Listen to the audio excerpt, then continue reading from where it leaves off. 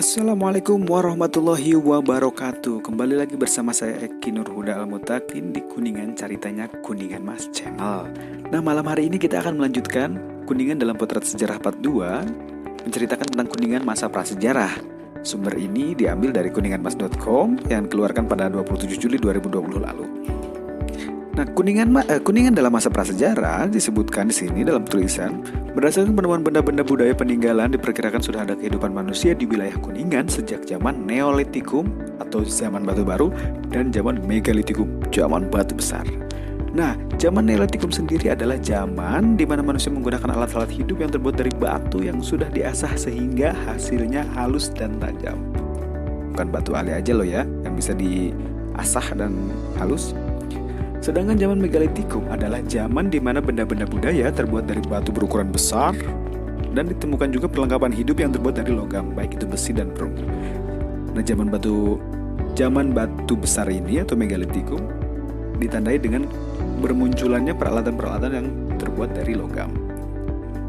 Kebudayaan batu baru atau Neolitikum di daerah Kuningan hidup sekitar 4.500 hingga 3.500 tahun yang lalu atau 2.500 sampai 1.500 tahun sebelum Masehi. Hampir 1.000 tahun atau 2.000 tahun sebelum Nabi Isa lahir. Sedangkan kebudayaan batu besar atau Megalitikum hidup setelah zaman itu sampai abad-abad pertama Masehi.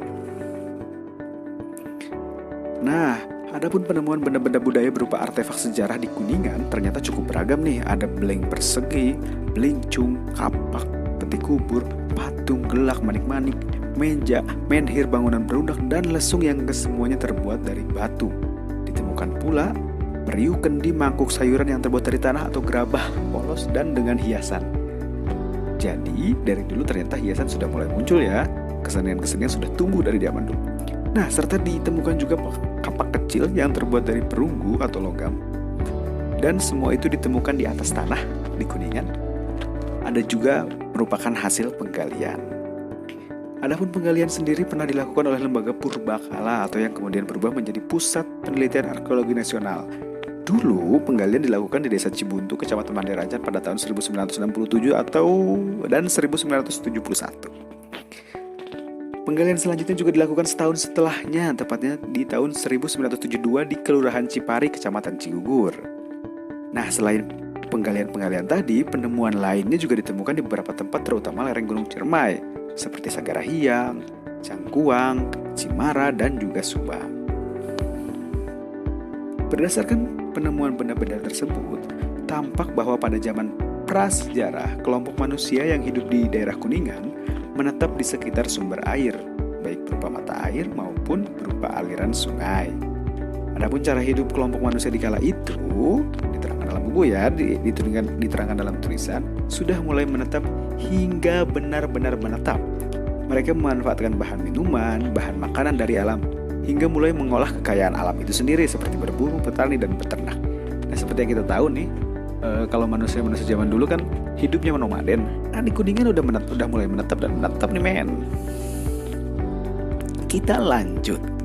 Sedangkan soal kepercayaan, berdasarkan penemuan benda-benda peninggalan yang sudah ditemukan tentunya ya, dan analisis si penulis, sudah ada percaya pada hal yang gaib sebagai cikal bakal agama.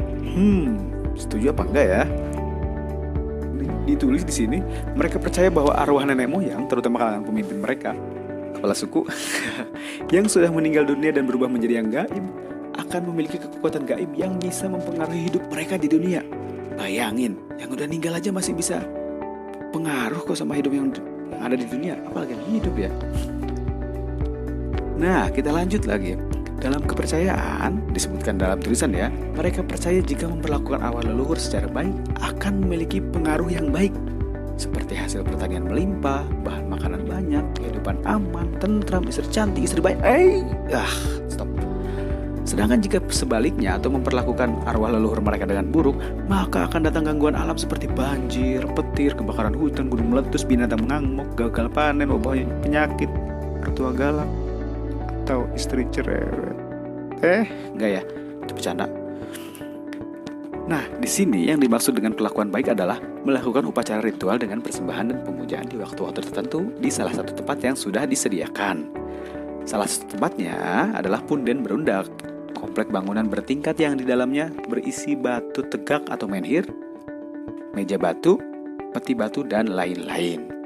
Contoh bentuk komplek berundan ini, contoh bentuk kompleks Punden Berundak adalah Taman Purbakala Cikari.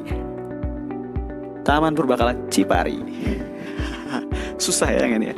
Nah, pokoknya buat teman-teman yang masih penasaran, yang pengen tahu gimana zaman masa prasejarah Kuningan, bisa langsung main-main ke Taman Pari. Sana sudah ada semacam museum, dan kalian bisa lihat-lihat koleksi penemuan benda-benda prasejarah yang ada di Kuningan. Nah, malam ini kita cukupkan dulu sekian. Kita akan bertemu lagi di Kuningan Cerita selanjutnya. Bye-bye.